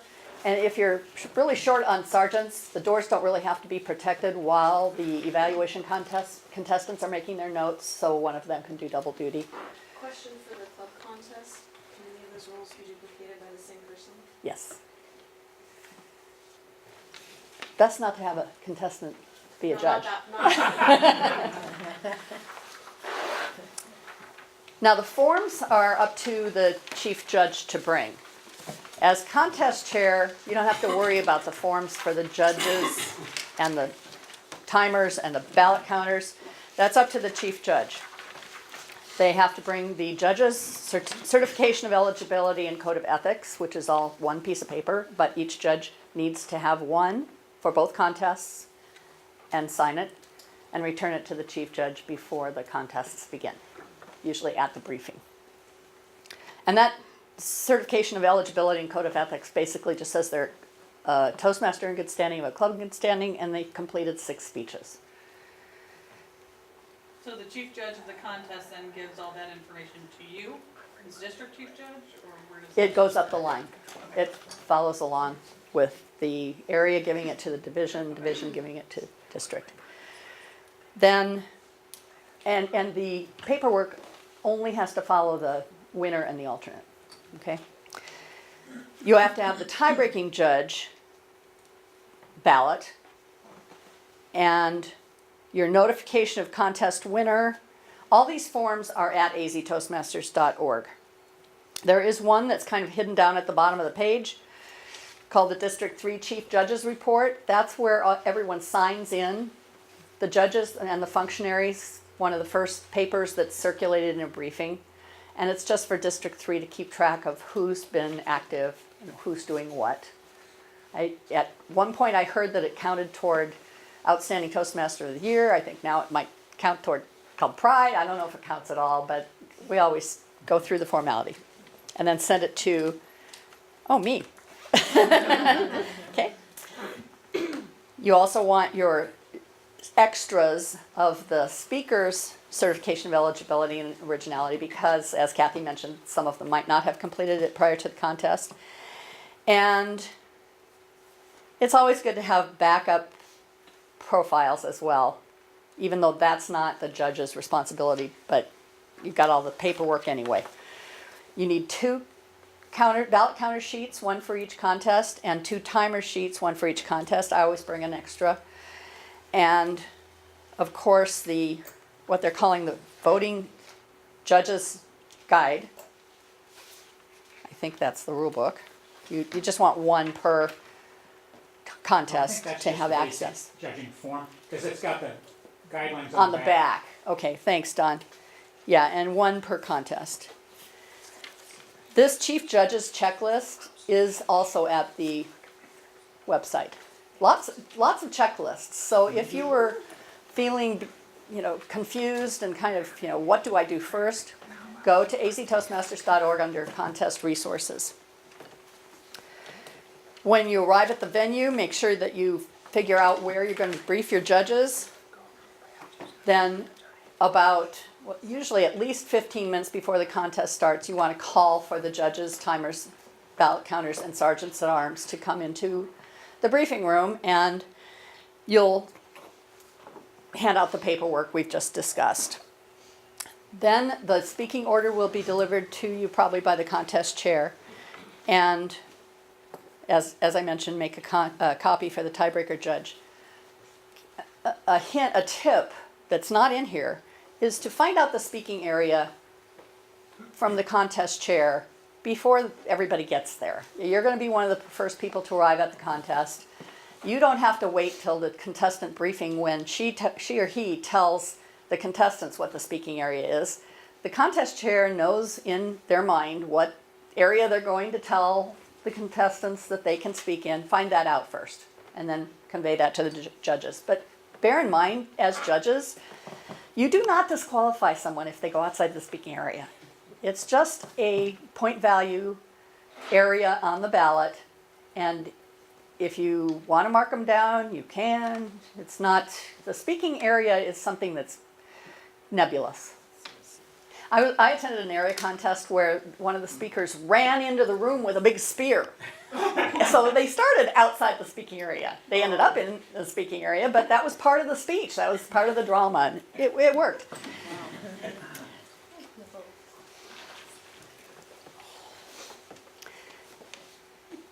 Okay, you have your own paperwork to complete. It's, again, at aztoastmasters.org. You can distribute your forms to the functionaries. I like to give the ballot counters and the timers their forms so that they can actually fill in the speaking order as we go. And if the ballot counters are really on top of it, they'll actually write down the names of the judges too, and their ballot counting is pretty much all done for them when they hit the ballot counting room, except for counting. Now you want to make sure that the judges know they are supposed to judge 3 contestants and list 3, breaking their own tie, and making sure that they have the correct ballot for the correct contest, because there's different criteria. If they use the evaluation ballot for the international speech contest, it's not going to work. I'm not real sure whether that's a disqualification or not. I will find that out. Okay. And then when you read the speaking order to your judges, I always spell both names. It's just easier. Just go through it, spell both names. And then, let's see. Sandy, Yes. little tip, just we're sharing Yes, tips. Don? With the judges, I like to put a program in there, and then they have all the names. Of Excellent. course, if you have a contestant that wasn't on there, I'd recommend spelling it out, but right there, you don't have to worry about misspellings or anything. Right, good It's point. right there. And that's the opportunity too to mention if there are any alternates speaking instead of the contestants listed, and if somebody no-showed. Yep. So there is a section in the rule book, which I will reference right now, for if a contestant is late. If they come in, it's page 10. If they come in after the contest chair is introduced, they're too late. And the alternate can take over. Will you say that again, please? If the contestant arrives after the contest chair has been introduced, after the contest has started, the alternate needs to take his place. Kathy? And they shouldn't delay contests. Unless Right. there's a huge storm or something like that, to wait for people to arrive. Right. Yeah. Your contest starts at 9:30, you start your contest at 9:30. If the contestant is not present for the briefing, the alternate may attend. And then if the contestant shows up before the contest starts, That's what they you want. have to ask the late contestant if they're okay with having missed the briefing. If they say no, then they can't compete. Well, they say, right? Okay, so, and then of course you have the judges print and sign their names on the ballot. And Sandy, when I do my folder, I usually put one contest, everything needed for one contest on one side. Usually the first one goes on the left, then the second one goes on the right. So then when they get the folder, they just grab. And then the next contest, they just grab. Tina uses pocket folders. Yes.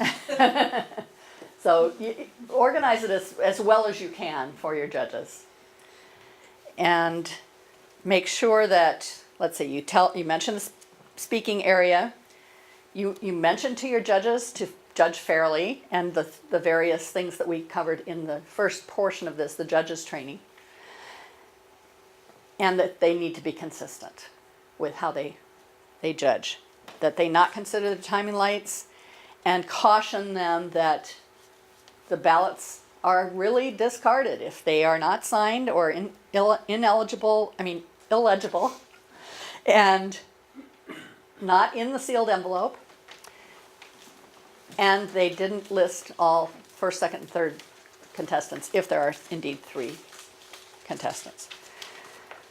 Now, if a judge marks a ballot with the word protest, then all the judges are called into the briefing room and you talk about it. Why did you protest? What do you think was ineligible? And they will substantiate their claim, and then you call in the contestant and give them a chance to defend themselves.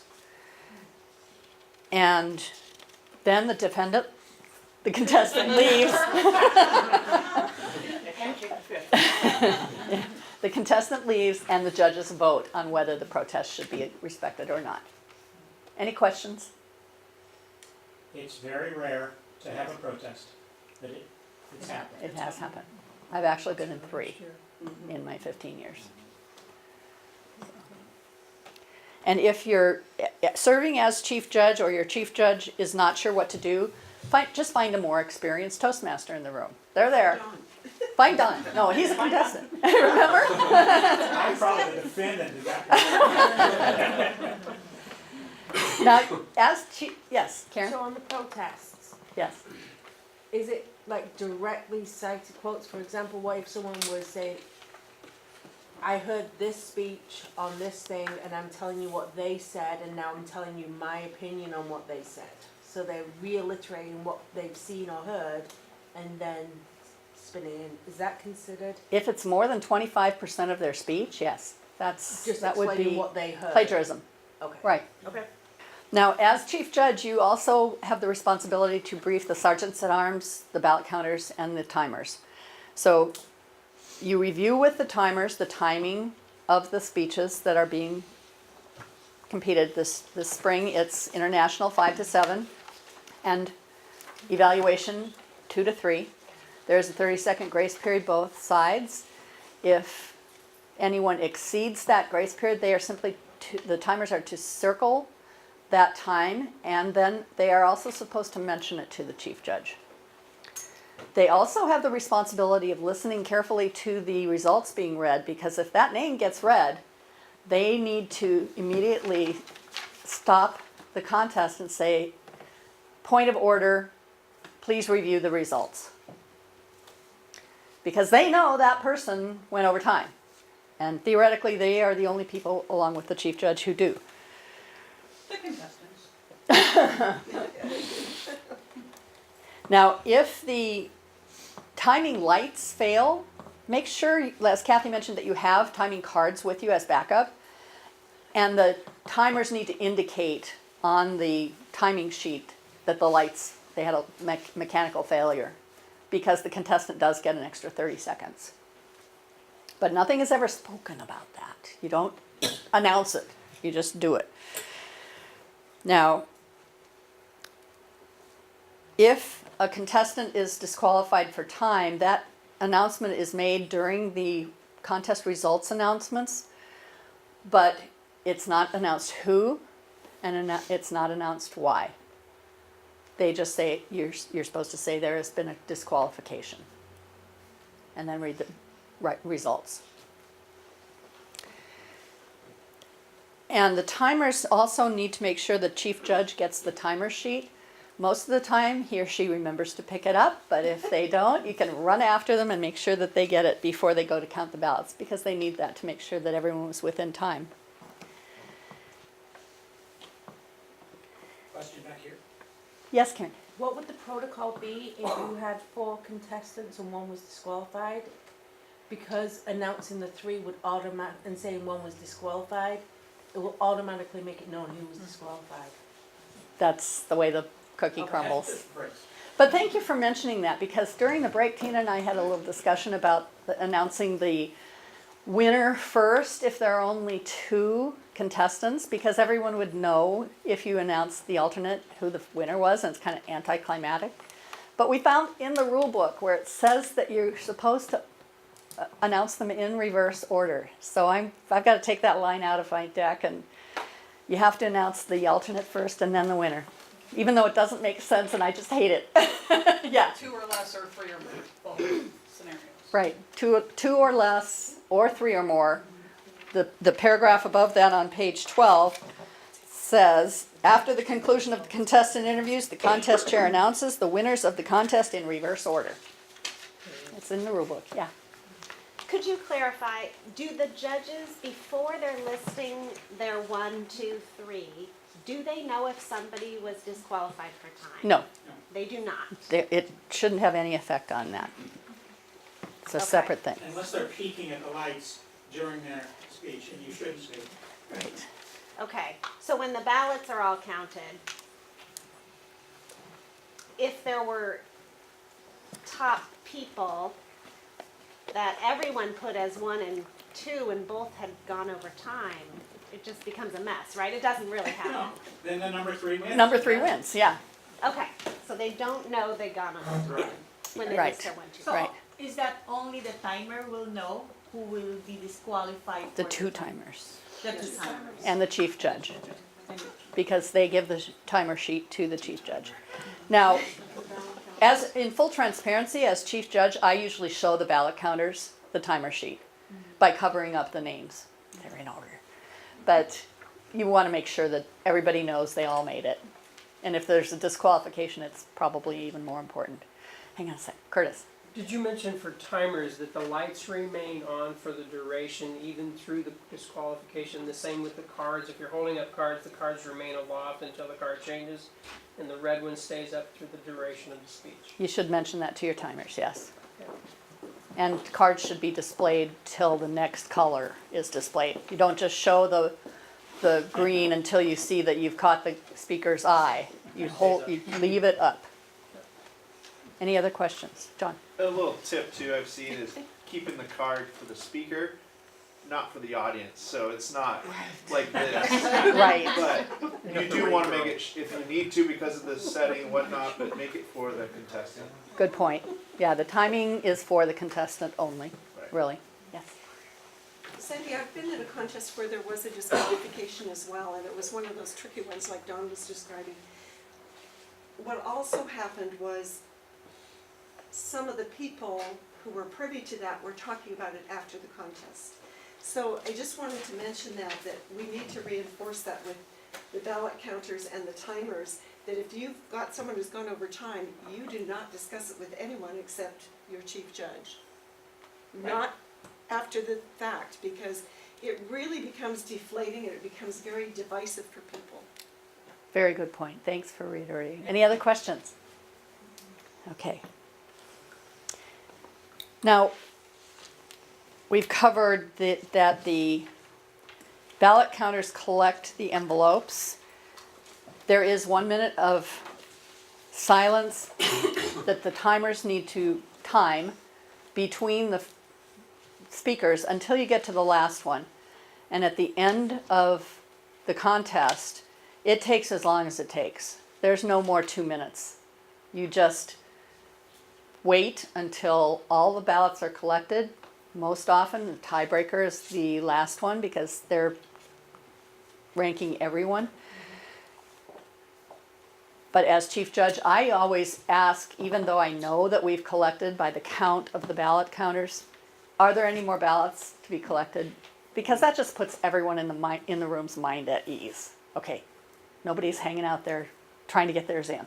And if there becomes a lot of hubbub and distracting noise in the room, it is your responsibility as chief judge to stand up and say, may we please have silence for the judges. And that shuts everyone really down. Now, when the ballots are being counted, the chief judge is in the room and kind of supervises. They don't participate in the counting, but the procedure for counting ballots is that one person reads the name and the point value, giving 3 points to the first place, 2 points to the second place, and 1 point to the third place. Another person completes the tally sheet, and the third ballot counter stands behind both of them and makes sure they're both doing it right.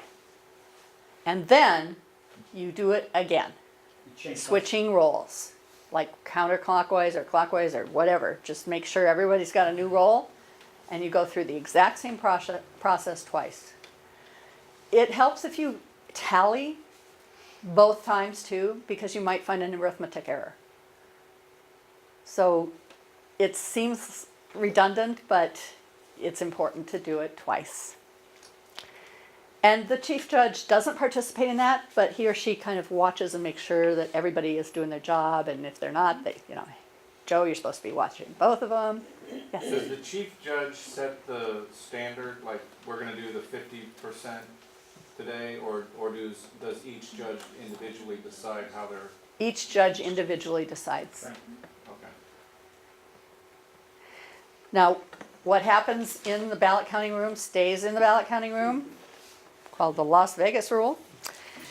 And never under any circumstances should anything be said about what transpired. And there is, as it says, no statute of limitations.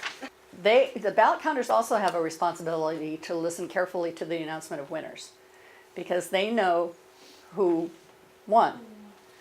I had a ballot counter come up to me, I don't know why me, but probably 10 years ago, at a district contest after everyone was leaving the room and said, that wasn't announced correctly. I said, it's too late. We can't do a thing about it. It's a done deal. If it's done during the process, it's fine. I mean, people make mistakes. Nobody, we just need to correct it at that time. Karen. So would the ballot counters know somebody was disqualified because, let's say they hear it incorrectly, but it's because the person that they saw won was disqualified, and they call it out? Do they know? The ballot counters know who was disqualified, yes. Like for the timers? Yes. Okay. Yeah, the ballot counters are actually the ones who check the chief judge's notes to give to the contest chair to make the announcement, which I think is the next page. Now, one of the things that you might do as chief judge is time 1 or 2 contestants, making sure that your timers are accurate, that you're getting the same results they are. And if anything goes wrong with the timing devices, you want to make sure they're provided the timing cards. You personally collect the tiebreaker's ballot. You monitor the ballot collection process and counting process. Signal the contest chair when all the ballots have, we've already covered this. You collect the timing sheet, then you make sure that all of the ballots are taken off-site to be disposed. Don't just dump them in a nearby trash can. That's too dangerous. And you don't give those to the next level Right. director or anything like that? Right. You supervise the counting using the tally sheet, resolve any protests, tie-breaking judges only to be used to break ties, and then there's the, pardon me, the notification of winners form, which is a fairly recent form that you have to list all the contestants. So you have to know who came in 4th, 5th, and 6th. Awarding, we've talked about in the other section. 3rd place alternate and winner. 3rd place alternate and winner at area and division respectively. Record the voting results on preferably like an index card or some other piece of paper to put into an envelope to give to the contest chair. And a lot of times, especially at area contests, you might have a printed form or a sheet, a certificate that requires that the winners' names be completed. So as chief judge, make sure you have that with you when you go in to count ballots so that you can complete who the winners are, who get those certificates. Earlier, did I see a slide that said for 3 or more contestants, you only announce 2 spots? No, that's changed. Okay, I must have misread it. Yeah, this year it's 3. Okay. So you do announce 3rd place if there is a 3rd speaker? Yes. Yeah, it used to be 5 that you would announce a 3rd place. And if there were fewer, you'd only announce 2. And as we just mentioned, you must, according to the rule book, announce them in reverse order. So I'll have to make that change before this is posted. Let's see. And they are actually holding a judges training in Tucson at the TLI this morning, but they're only covering this portion. So the order was in the other portion. They're doing slides 25 through 35. Okay, we record the voting results, do a quality check on the math on the ballots, determine the winners, fill out the notification of contest winner form, and then have the ballot counters look at what you've written. A long time ago, when we were doing double contests that could have the same chief judges, I screwed up one of the notifications of winners that I was going to hand to the contest chair. And fortunately, the chief judge, or the ballot counters rather, caught it. They said, you've got those reversed. So just have people check you. And then put it in the envelope to give to the contest chair. Retain all the ballots, timers, records, and tally sheets, and destroy them.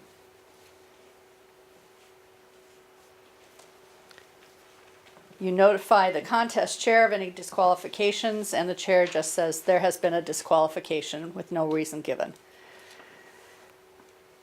And of course, you mentioned not to discuss anything with anybody, including the name of the disqualified contestant.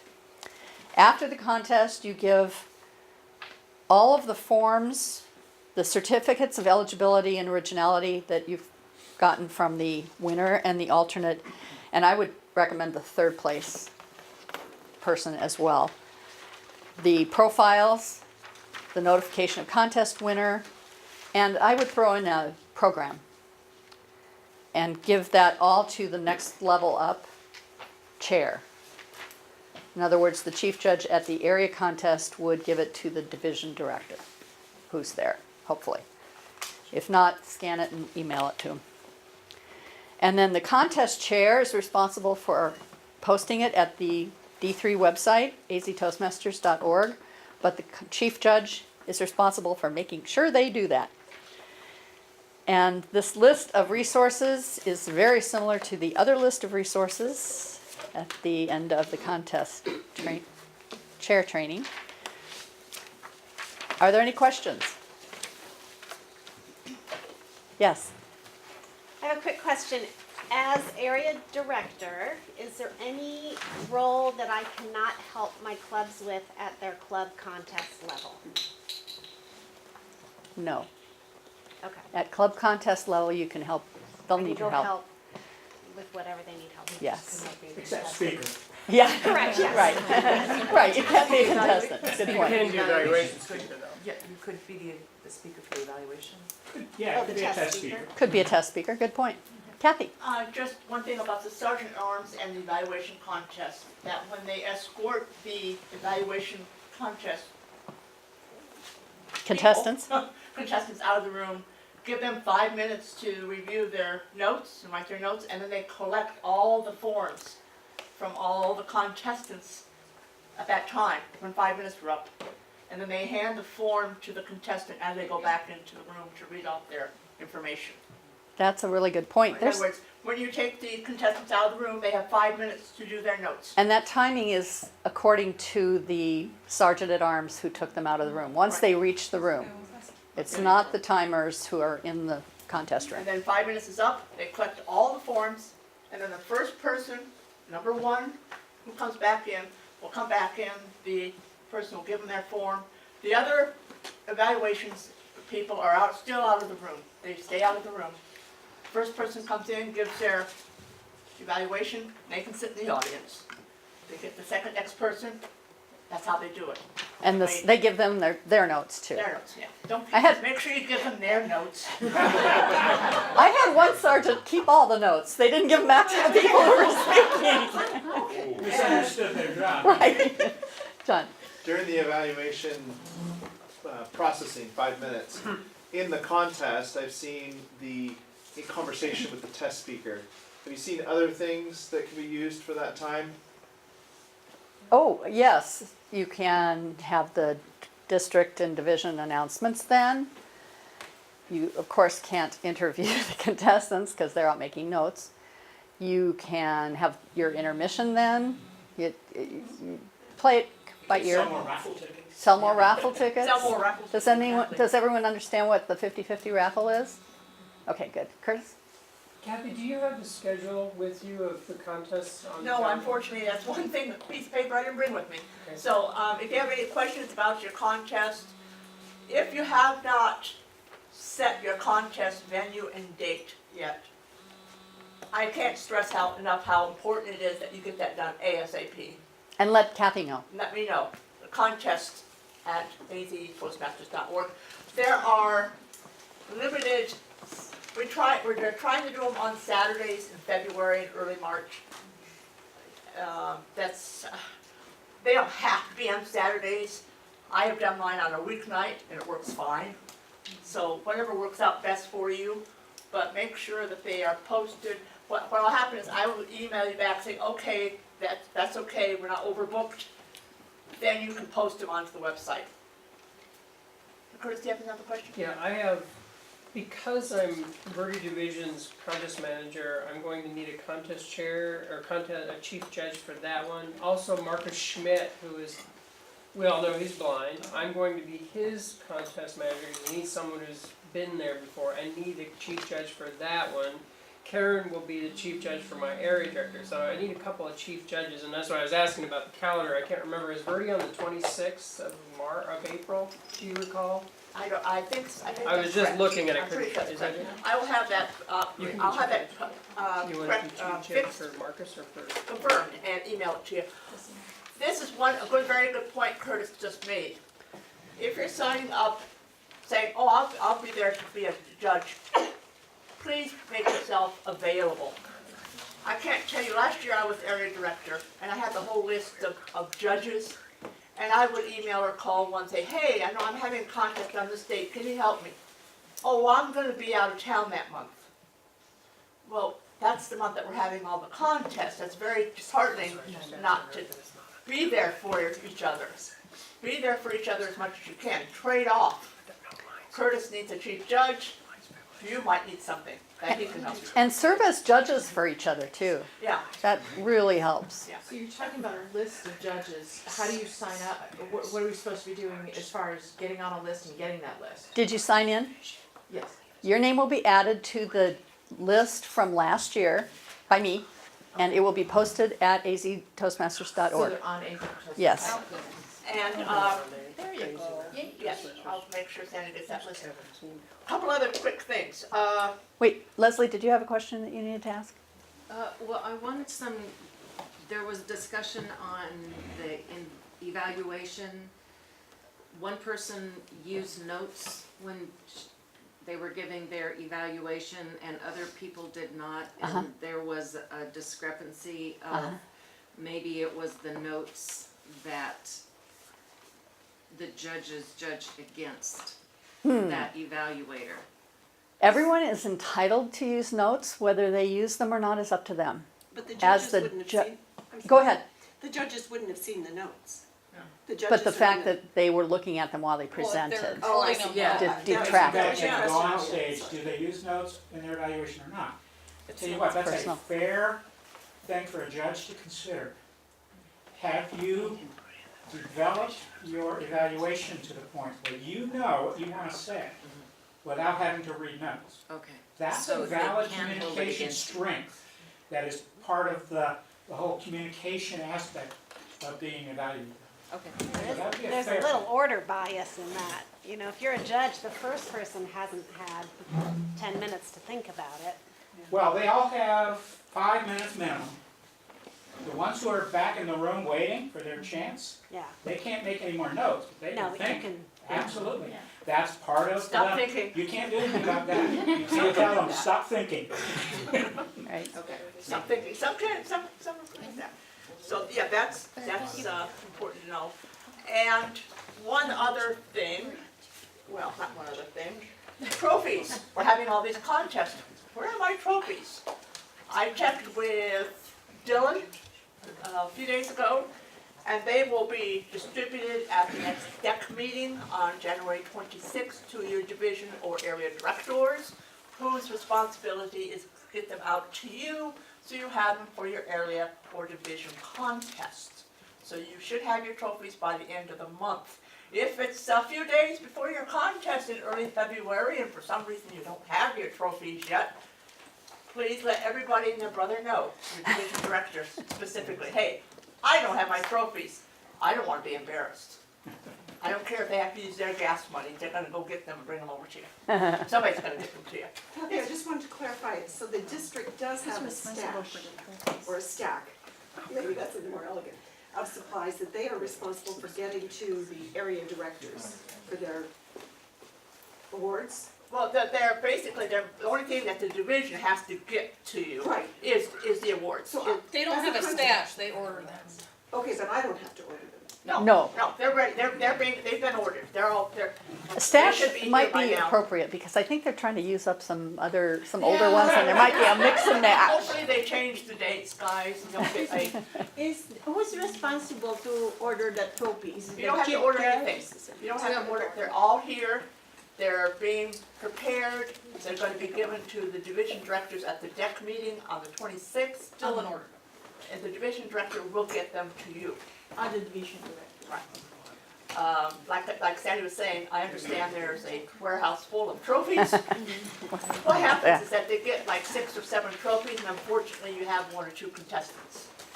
So they have lots of extra trophies. That'll be happening. Like I say, there are some contests early February. Keep an eye on that. If it's about a week or so before your contest, and you haven't gotten your trophies for one reason or another, let everybody know. Yeah, reach out. Let everybody know. Let your division director know, let me know, whatever you need to do. We'll make sure you get them. Now, we are fortunately ending before expected. We have this room till 1, so you can network, find each other's chief judges, regular, judges. It's courtesy. For outside of this, for those who don't have venues and dates chosen yet, is there a place for us to go to find a list of contacts for chief judges to reach out to them after this meeting, outside of this meeting? Yeah, I'll add the people who are in this training and in Tucson to that list, and it'll be posted at aztoastmasters.org. Okay, one final comment. There's a lot of information that we shared today. Primarily, the most important thing is that you have a fair contest. If things happen, things will happen. You'll something will be forgotten. You'll forget your programs, you'll forget your agenda, you'll forget to do the pledge. Little things will happen throughout the contest. Don't sweat it. It's not a big deal. Thank you. Okay? If it doesn't affect the outcome of the contest, of the validity of those people who won the contest, it's gonna be okay. Tomorrow will come.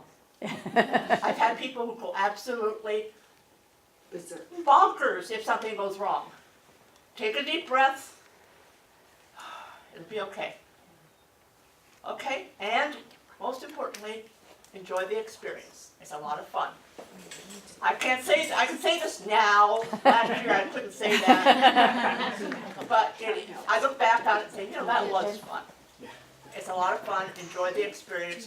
We are all here to help each other. There is a great source of knowledge in this room, not just Sandy. Most and of it's Dawn standing in and the white myself. shirt back there. There's a bunch of knowledge in this room. Appreciate that. We'll So- hang around for any questions, Yeah, comments. and, thank you. You're welcome. Thank you for coming.